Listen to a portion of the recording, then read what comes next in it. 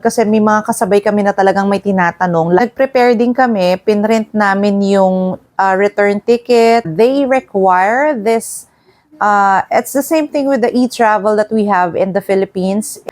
I guess dapat kung a day before or 48 hours before your travel, ma-fill upan nyo na yun. Kasi parang ang complicated lang. We find it complicated kasi hindi namin naintindihan. Immigration, i-scan lang nila yon, makukuha na nila yung lahat ng detalye ninyo.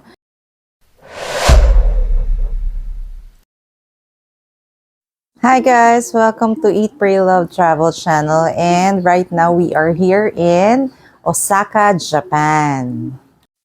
So ano yung mga travel requirements in going to Japan from the Philippines? Of course, ang unang-unang kailangan natin is yung passport.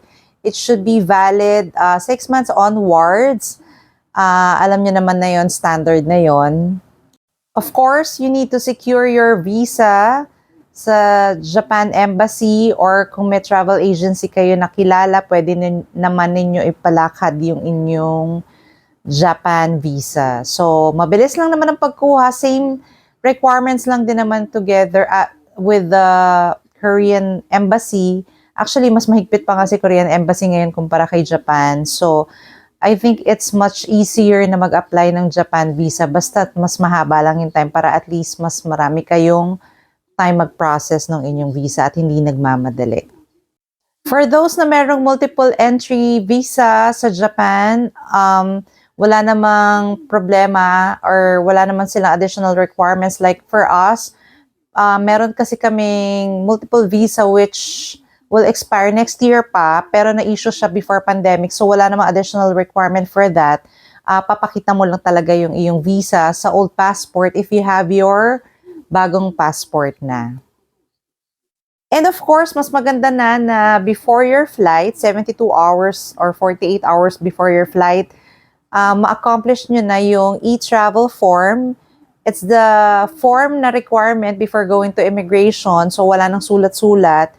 Medyo marami rin kasing questions, so better na rin na na-accomplish nyo na yon. I will be showing the link sa comment box para at least you can just click the link there. Okay, doon naman sa immigration, sa amin, actually, walang tinanong. Maybe because nga naka-multiple entry kami, and prior to this trip kasi, nakapunta na, may mga travels na rin kami na Korea and Hong Kong, siguro nakatulong yun.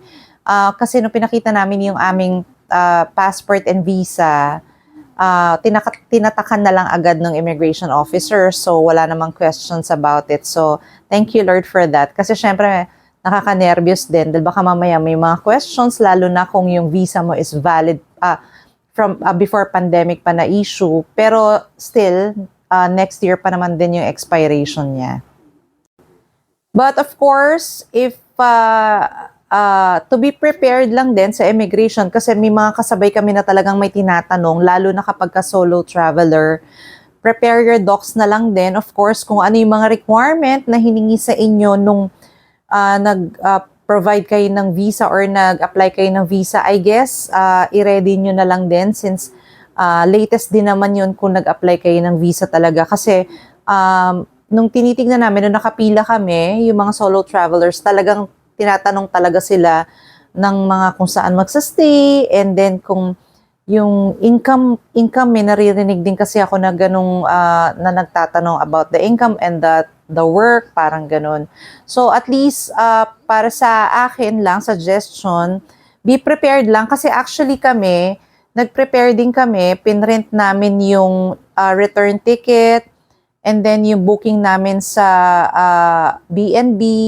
Tapos actually, we also have our travel insurance. Syempre, importante yun, which we'll discuss sa separate video ko ano yung mga advantage and coverage ng merong travel insurance, most especially when you're traveling abroad. Lalo na ngayon, syempre, with the COVID situation, so at least, and medical emergencies or something, so at least meron tayong parang secured yung ating travel. Like, ito kasing travel namin is 8 days, 7 nights. So, more than a week na rin yun mako-consider. And of course, hindi natin alam kung magkakaroon ba ng bagyo or whatever, unpredicted na yung mga pangyayari kasi ngayon. So, better na meron tayong travel insurance. So, pinrent din namin yun, yung travel insurance na yun.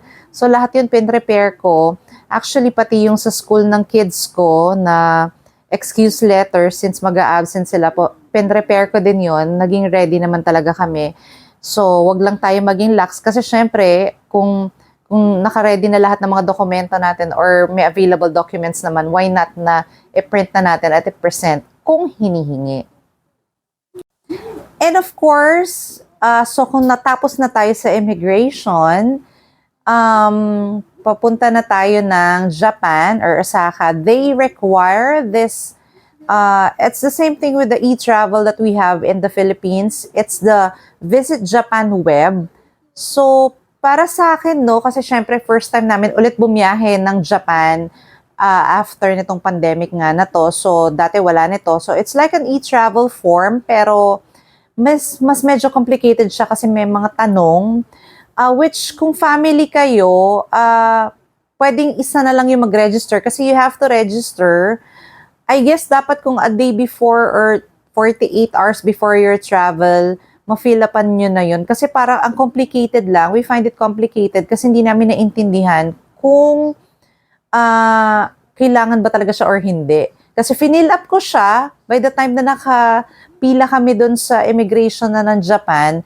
Pero na-require din kami mag-fill up ng form, physical form. So, yun din yung sinabit namin. So, parang na-defeat yung purpose ng pagmamadali namin na mag-fill up nung sa online ng Visit Japan web. Pero I think you can check that out na ngayon kung alam nyo meron na kayong malapit na biyahe.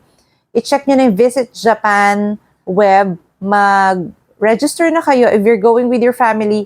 Kahit isang registration lang and then meron kasing question doon na parang nakalagay kung ilan yung i-register mo doon sa sa account na yun. So, like for us, kung ako yung nag-fill up ng form, so 4 kami, so register mo na lang lahat yun.